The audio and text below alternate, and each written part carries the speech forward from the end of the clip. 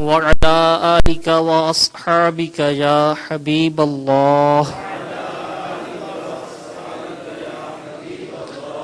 الصلاة والسلام عليك يا نبي الله وعلى آلك وأصحابك يا نور الله.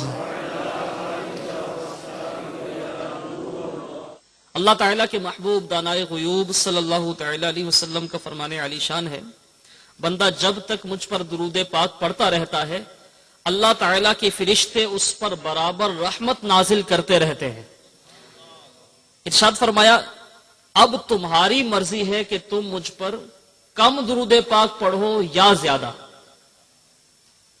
میٹھے میٹھے اسلامی بھائیو، جو حدیث مبارک مجھے بیان کرنے کی سعادت حاصل ہوئی، علماء کرام اس کے تحت فرماتے ہیں، اس کی شرح میں فرماتے ہیں کہ نبی پاک صلی اللہ تعالی علیہ وسلم نے یہ ارشاد فرمایا کہ درود پاک پڑھنے والا جب تک درود پاک پڑھتا ہے اللہ تعالیٰ کی رحمتیں اس پر نازل ہوتی رہتی ہیں. اب یہ فرمانے کے بعد آپ کا یہ فرمانا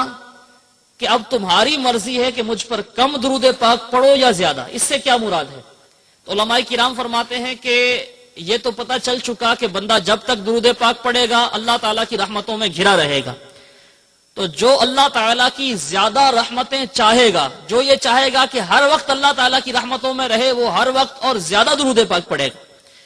اور جو کم رحمتوں کا خواہاں ہوگا ظاہر ہے وہ کم پڑھے گا. یقیناً ہم میں سے ہر ایک یہی چاہتا ہے کہ اللہ تبارک و تعالیٰ کی رحمتوں میں ہمہ وقت گھرا رہے، ہر وقت اللہ تعالیٰ کی رحمتیں اس پر نازل ہوتی رہیں.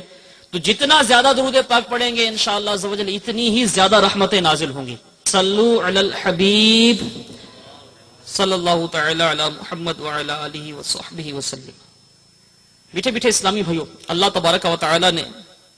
قرآن پاک میں اپنے انبیاء و رسول علیہم السلام کی بعثت، ان کے نزول کا مقصد یہ بیان فرمایا. کم و بیش 1,24,000 انبیاء کرام علیہم السلام یہ تشریف فرما ہوئے. اللہ تعالیٰ کے جو بندے ہیں، مخلوق ہے، مخلوق خدا ہے، اس کی ہدایت کے لیے اللہ تبارک و تعالیٰ نے اپنے رسولوں کی بعثت کا مقصد بیان فرمایا سورہ نساء کی آیت نمبر 26 میں. اللہ تعالیٰ ارشاد فرماتا ہے، ترجمہ کنز الایمان، اور ہم نے کوئی رسول نہ بھیجا مگر اس لیے کہ اللہ کے حکم سے اس کی اطاعت کی جائے. میٹھے میٹھے اسلامی بھائیو، اللہ تبارک و تعالی اپنے رسولوں کی بعثت، ان کے نزول، ان کی تشریف آوری کا مقصد ارشاد فرما رہا ہے کہ ہم نے کوئی رسول نہ بھیجا مگر اس لیے کہ اللہ کے حکم سے اس کی اطاعت کی جائے، اس کی پیروی کی جائے، اس کا حکم مانا جائے. تو پتہ چلا کہ جتنے بھی رسول علیہم السلام تشریف فرما ہوئے اس دنیا میں، سب کی بعثت کا مقصد یہ تھا کہ اللہ تعالیٰ کی مخلوق ان کی پیروی کو اختیار کرے، ان کا حکم مانے، ان کی اطاعت کرے. ہمارے پیارے آقا صلی اللہ تعالی علیہ وسلم تشریف فرما ہوئے تو آپ صلی اللہ تعالی علیہ وسلم کی سیرت طیبہ کو تو اللہ تبارک و تعالی نے اسوہ حسنہ ارشاد فرمایا لقد کان لکم فی رسول اللہ اسوۃ حسنہ. آیت کریمہ کا مفہوم ہے کہ ہمارے جو رسول ہیں صلی اللہ تعالی علیہ وسلم، ان کی زندگی تمہارے لیے یہ حسن، بہترین، پیارا نمونہ ہے. میٹھے میٹھے اسلامی بھائیو، ہمارے پیارے مصطفیٰ صلی اللہ تعالی علیہ وسلم تشریف فرما ہوئے، آپ نے جو کم و بیش 63 برس کی زندگی گزاری، 63 سال آپ کی ظاہری حیات مبارکہ، آپ نے زندگی گزارنے کا انداز تمام شعبۂ زندگی سے تعلق رکھنے والے ہر جتنے بھی افراد ہیں، ہر فرد کے لیے آپ نے کامل نمونہ پیش کر دیا. اب کوئی شخص کسی ہی شعبے سے وابستہ ہو، کوئی کام کرتا ہو، طالب علم ہو یا استاد ہو، یا کسی اور شعبے سے وہ وابستہ ہو، تجارت کرتا ہو، کہیں وہ اس کے تحت ملازم کام کرتے ہو یا وہ خود کسی کا ملازم ہو، کسی بھی طبقے سے تعلق رکھتا ہو، پیارے مصطفیٰ صلی اللہ تعالی علیہ وسلم کی زندگی اس کے لیے مکمل رہنمائی فراہم کرتی. اور آپ نے رسولوں کی بعثت کا مقصد تو پہلے سماعت فرمایا. اللہ تبارک و تعالی ارشاد فرما رہا ہے کہ ہم نے کوئی رسول نہیں بھیجا مگر اس لیے کہ اللہ کے حکم سے ان کی اطاعت کی جائے. تو تمام رسولوں کی اطاعت یہ لازم قرار دی گئی. اور جب پیارے مصطفیٰ صلی اللہ تعالی علیہ وسلم تشریف فرما ہوئے اور آپ کی سیرت طیبہ اس کو اسوہ حسنہ ارشاد فرمایا گیا، اب جو کوئی آپ کی پیروی کو اختیار کرتا ہے، آپ کا حکم مانتا ہے، آپ کی اطاعت کرتا ہے، اللہ تبارک و تعالی نے اس کے لیے جو اجر و ثواب کا خزانہ تیار کر رکھا ہے اس کا بھی بیان فرما دیا۔ چنانچہ شفا شریف اس میں یہ نقل ہے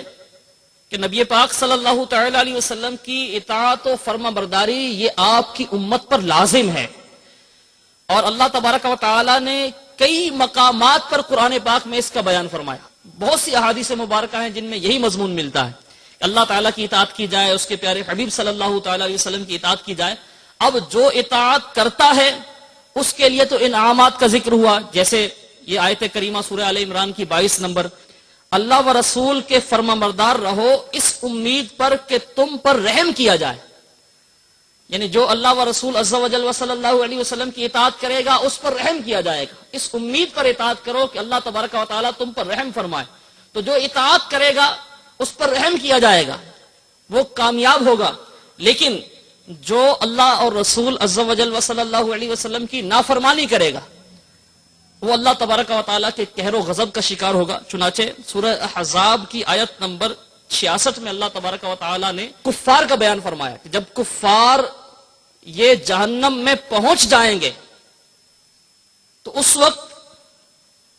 جب ان کو عذاب دیا جا رہا ہوگا تو اس وقت یہ کیا پکاریں گے؟ اللہ تبارک و تعالیٰ نے ان کفار کا مقولہ یہ قرآن پاک میں بیان کیا ہے۔ سورہ احزاب کی آیت نمبر 66 کا کچھ حصہ ہے، جب ان کے منہ آگ میں تلے جا رہے ہوں گے، اللہ تبارک و تعالیٰ ارشاد فرماتا ہے کہ جب ان کو عذاب دیا جا رہا ہوگا ان کے منہ آگ میں تلے جا رہے ہوں گے، جس طرح کوئی چیز آگ میں یعنی تلی جاتی ہے، گھی میں تلی جاتی ہے، اس طرح جب کفار کو عذاب دیا جا رہا ہوگا وہ کیا کہیں گے؟ یا لیتنا اطعنا اللہ و اطعنا الرسول، اے کاش کہ ہم نے اللہ تعالیٰ کی اطاعت کی ہوتی اور رسول صلی اللہ تعالی علیہ وسلم کی فرما برداری کی ہوتی۔ جب کفار کو عذاب دیا جا رہا ہوگا اس وقت وہ تمنا کریں گے کہ کاش ہم نے اپنی زندگی میں اللہ و رسول عز و جل و صلی اللہ علیہ وسلم کا حکم مان لیا ہوتا۔ تو جو حکم ماننے والے نہیں ان کا انجام کیا ہے یہ قرآن پاک بیان فرما رہا ہے۔ تو میٹھے میٹھے اسلامی بھائیوں، یہ جو تمہیداً میں نے چند گزارشات آپ کی بارگاہ میں پیش کی قرآن پاک سے اور احادیث مبارکہ سے، اس سے نبی پاک صلی اللہ تعالی علیہ وسلم کی اطاعت و فرما برداری، آپ کے اسوہ حسنہ کی تقلید، آپ کے اسوہ حسنہ کو اختیار کرنا، آپ کی